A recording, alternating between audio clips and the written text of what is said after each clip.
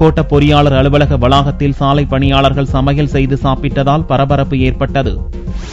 கோவை, திருப்பூர் மாவட்டங்களில் உள்ள சாலை பணியாளர்களுக்கு கடந்த மாத சம்பளம் வழங்கப்படவில்லை.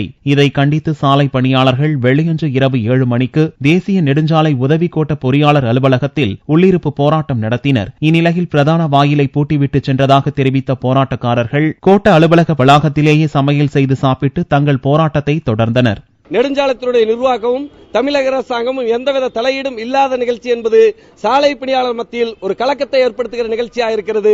ஆகவே தமிழக அரசாங்கம் தலையிட்டு உடனடியாக பிரச்சனை தீர்க்க வேண்டும். அப்படி இல்லாத பட்சத்தில் இந்த போராட்டம் என்பது விரிவுபடுத்தப்படும். தமிழகம் முழுவதும் இருக்கக்கூடிய சாலை பணியாளர்களும் குடும்பத்தினரும் பங்கேற்கக்கூடிய போராட்டமாக நடைபெறும் என்பதை தெரிவித்துக் கொள்கிறோம். கோட்ட பொறியாளர் அலுவலக வளாகத்தில் சாலை பணியாளர்கள் சமையல் செய்து சாப்பிட்ட விவகாரம் அப்பகுதியில் பரபரப்பை ஏற்படுத்தியுள்ளது.